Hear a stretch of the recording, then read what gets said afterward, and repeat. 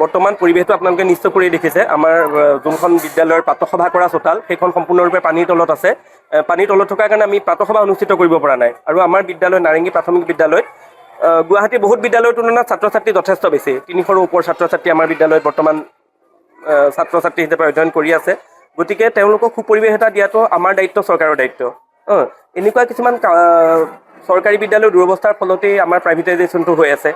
এইটো সকলোৱে গম পায় কিন্তু আমাৰ কথাটো হৈছে যে আমাৰ স্কুলত শ্ৰেণী অনুযায়ী শিক্ষক শিক্ষয়িত্ৰী আছে সকলো প্ৰাইভেট স্কুলৰ দৰে কোনো ধৰণৰ খুঁটি নথকাকৈ আমি পাঠদান কৰোঁ কিন্তু পৰিৱেশটো যেতিয়া বেয়া থাকে সেইটো সকলোৰে এটা অভিভাৱকসকলক সেইটো মানে লৈ যাব বিচাৰে বা তেনেকুৱা কণ্ডিশ্যন হয় আৰু যিহেতু আমাৰ বৰ্তমান প্ৰধান শিক্ষকৰ অফিচ কোঠা বা আমাৰ শিক্ষকৰ বহা কোঠা সকলো পানীৰ তলত আমাৰ এটা শ্ৰেণী কোঠা পানীৰ তলত আছে যাৰ ফলত আমি এটা ৰুমত দুটা শ্ৰেণী লগ লগাই পাঠদান কৰিব লগা হৈছে যিটো কিন্তু ল'ৰা ছোৱালীৰ শিক্ষাৰ ক্ষেত্ৰত অলপ ব্যাঘাত জন্মাব পৰা পৰিৱেশ এটা আহিছে তদুপৰি স্বাস্থ্যৰ দিশটো এই ক্ষেত্ৰত মন কৰিবলগীয়া কণ শিশু বন্ধ পানী তেওঁলোকৰ স্বাস্থ্যৰ প্ৰতিও অলপ সচেতনতা মানে থকা মানুহৰ কাৰণে এইটো এটা ভাবুকি আহি পৰে আমাৰ ডাঙৰ মানুহখিনিৰ কথা বাদ দিলোঁ শিক্ষাৰ্থীখিনিক যদি আমি সুবিধা নিদিওঁ এই ক্ষেত্ৰত কিন্তু মানে চৰকাৰী জগৰীয়া হৈ ৰ'ব এনেকুৱা কণ্ডিশ্যনত বিদ্যালয়ৰ বৰ্তমান ড্ৰেইনেজ ছিষ্টেমটো সম্পূৰ্ণৰূপে ব্যাঘাতপ্ৰাপ্ত যাৰ কাৰণে নেকি সামান্য বৰষুণতে আমাৰ চোতাল ৰান্ধনী ঘৰ মধ্যাহ্ন ভোজনৰ আৰু প্ৰধান শিক্ষকৰ কথা হওক আমাৰ শিক্ষক শিক্ষয়িত্ৰীৰ কমন ৰুম হওক সকলো পানীৰ ডুব যায় আৰু মধ্যাহ্ন ভোজনৰ ব্যৱস্থাটো আপোনালোকে ইতিমধ্যে দেখিছে আমি বেলেগ এটা কোঠালৈ স্থানান্তৰিত কৰি ছাত্ৰ ছাত্ৰীক আমি সদায় মধ্যাহ্ন ভোজনৰ ব্যৱস্থাটো কৰি আছোঁ যিকোনো উপায়ে কিন্তু আমি সঠিক ৰূপত কৰিব পৰা নাই সেইটো আমাৰ নিজৰ ফালৰ পৰা কৰিব লগা হৈছে গতিকে চৰকাৰৰ দৃষ্টি আকৰ্ষণ কৰিবলৈ যত্ন কৰিছোঁ যাতে তেওঁলোকে সুপৰিৱেশ এটা আমাক দি ছাত্ৰ ছাত্ৰীখিনিক পাঠদানত আগুৱাই লৈ যোৱাত সহায় কৰে প্ৰথমতে আপোনালোকক আটাইলৈ মই ধন্যবাদ জ্ঞাপন কৰিছোঁ আজি এই নিউজটো আপোনালোকে ৰাইজৰ মাজলৈ আগবঢ়াই নিয়াৰ বাবে কথা কি গুৱাহাটীৰ মাজমজিয়াত থকা এখন বিদ্যালয় প্ৰায় 300 ছাত্ৰ ছাত্ৰীৰ ইয়াত পাঠদান চলি থাকে